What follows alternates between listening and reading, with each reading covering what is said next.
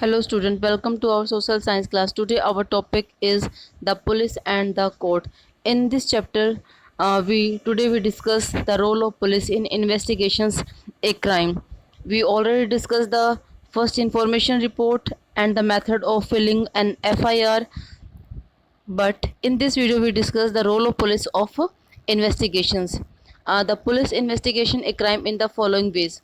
First, it recorded statement of the witness, then collect different kinds of evidence, then the police form an opinion कि जो भी वो जो evidence जो वो कलेक्ट करती है उसके बेसिस पे कुछ ओपिनियंस मतलब क्रिएट करती है कि कैसे हुआ होगा, क्यों हुआ होगा. ठीक है.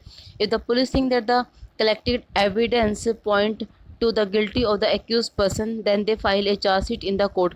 अगर उनको लगता है कि जो उन्होंने एविडेंस जो कलेक्ट किए हैं और जो पर्सन उन्होंने मतलब पकड़ा हुआ है, अगर वो उसमें गिल्टी पाया जाता है मतलब उसमें दोषी पाया जाता है तो उसके खिलाफ एक चार्जशीट फाइल होती है और उसको देन कोर्ट के अंदर मतलब उसको प्रेजेंट किया जाता है. ठीक है. और the Supreme Court of India has land down different guidelines for the police and the other agency to follow at the time of arrest. और जो हमारा सुप्रीम कोर्ट है और जो दूसरी जो एजेंसीज हैं पुलिस की, उन्होंने मतलब पुलिस के लिए एक गाइडलाइंस डाउन की है.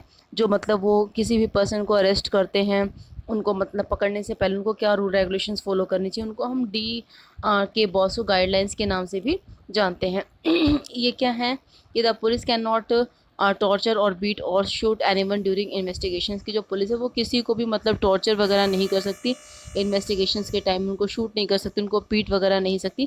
They can not inflict any form of punishment on a person even for PT offence. और मतलब छोटे मोटे काम के लिए वो किसी को मतलब ज़्यादा मतलब पनिशमेंट नहीं कर सकती. The police official while carrying out the arrest और interrogations should wear clear accurate and visible identification the name tag and their designations. और पुलिस अगर किसी को मतलब पकड़ती है, किसी को अरेस्ट करती है तो उसको मतलब अपनी पूरी यूनिफॉर्म के अंदर होना चाहिए और अपना आइडेंटिफिकेशन उसको दिखाना चाहिए, अपना नेम जिनका जो नेम टैग्स होता है वो भी यूनिफॉर्म पे प्रॉपर, और जो उनका डेजिग्नेशन मतलब किस पोस्ट पे है वो भी मतलब पूरा क्लियर होना चाहिए. और जो मतलब जो अरेस्ट के टाइम मतलब वो जो भी चार्जशीट वगैरह जो भी डेट वगैरह वो सब मतलब क्लियर होना चाहिए. और जो विटनेस है, जो फैमिली के जो मेंबर्स हैं, उनको वो अरेस्ट कर रही है तो मतलब कम से कम विटनेस तो होना चाहिए. ठीक है.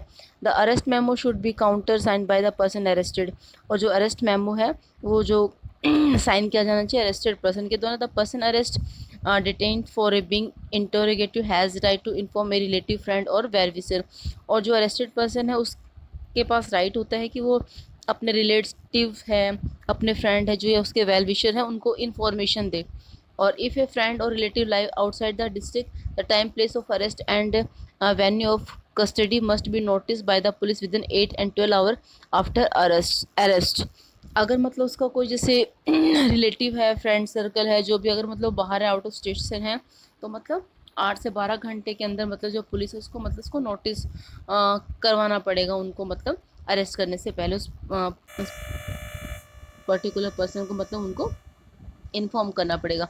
अब फंडामेंटल राइट क्या है अरेस्टेड पर्सन के, जो कि जो भी पर्सन हम अरेस्ट करती है पुलिस, उसके फंडामेंटल राइट्स, उसको क्या राइट्स मिले हुए हैं. हमारा जो आर्टिकल 22 है वो मतलब एक जो अरेस्टेड पर्सन है उसको कुछ फंडामेंटल राइट्स देता है. वो राइट्स क्या हैं कि right to inform at the time of arrest to the offence for which the person is being arrested. मतलब कि अपनी इंफॉर्मेशन देना. ठीक है. जो भी मतलब जो पर्सन है जिसको अरेस्ट करना उसको मतलब पहले से इन्फॉर्मेशन देना. The right to be presented before a magistrate within 24 hour of arrested. अगर उसको मतलब किस पुलिस ने अरेस्ट किया किसी पर्टिकुलर पर्सन को तो 24 घंटों के अंदर अंदर उसको कोर्ट के अंदर मतलब मजिस्ट्रेट के सामने उसको पेश करना पड़ता है. The right to not be ill treated or torture during arrest in a custody. और उनके साथ जैसे अरेस्ट के जो वो कस्टडी पुलिस कस्टडी के अंदर होते हैं तो उनके साथ मतलब बुरा व्यवहार नहीं कर सकते, उनको टॉर्चर वगैरह नहीं कर सकते. Confusion made in police custody can not be use as evidence against the accused. और मतलब उनको किसी प्रकार की कोई गाली वगैरह भी नहीं देनी चाहिए. और a boy under 15 year a boy under age of 15 and a woman cannot be called to be the police station only for questioning. और जैसे जो 15 साल से कोई नीचे बच्चा है या वीमेन है उनको मतलब पुलिस स्टेशन पे नहीं बुला सकते कोई भी क्वेश्चनिंग वगैरह करने के लिए. The role of the public procedure. जो पब्लिक प्रोसिक्यूटर्स, जो पब्लिक प्रोसिक्यूटर्स होता है उसका रोल क्या होता है कि जैसे मान लो कोई क्रिमिनल है, उसको पुलिस ने अरेस्ट किया और उसकी इतना मतलब नहीं है कि वो कोई अपना प्राइवेट जो लॉयर वगैरह है वो हायर कर सके, तो उसके लिए जो पब्लिक जो प्रोसिक्यूटर्स होते हैं, जो लॉयर्स वगैरह होते हैं, वो उसका मतलब केस है वो कोर्ट के सामने मतलब उसके उसके सामने उसको रखते हैं, उसकी जो उसकी तरफ से मतलब वो कोर्ट को हियरिंग करते हैं। ठीक है, जो पब्लिक प्रोसिक्यूटर्स होते हैं वो मतलब जो भी मतलब स्टेट के बिहाफ में, गवर्नमेंट के बिहाफ में मतलब एक पर्टिकुलर जो भी पर्सन है उसका जो केस है वो देखता है। ठीक है, और जो भी विटनेस है, एविडेंस है, वो कोर्ट के सामने वो शो करने की कोशिश करता है, तो उसका रोल भी काफ़ी इम्पोर्टेंट होता है। रोल ऑफ द जज, जज है वो एक ऐसा पर्सन है जो एक एज ए क्रिकेट एम्पायर की तरह मतलब कोर्ट के अंदर वर्क करता है, क्योंकि वो जितने भी मतलब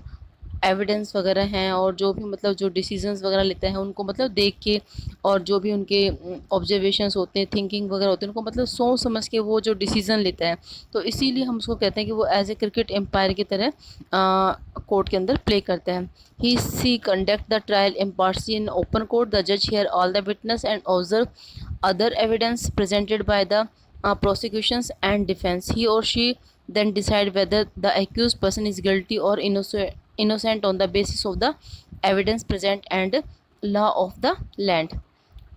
अब है हमारा फेयर ट्रायल। इसमें क्या होता है कि a fair trial ensure that article 21 of the constitution is upheld. इसमें जितने भी जो essential element of the fair trial are कि accuse person should be given a copy of the chargesheet, की जो पर्सन हमने अरेस्ट किया है उसको चार्जशीट की कॉपी मिलनी चाहिए।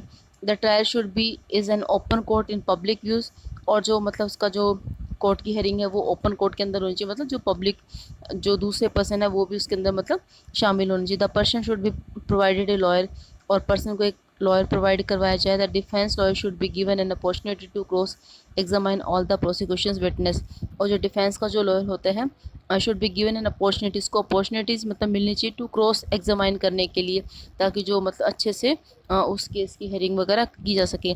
The defence lawyer should be given an opportunity to present witness in the defence of the accuse person, और जो डिफेंस लॉयर है should be given an opportunity to present witness in the defense of the accused person.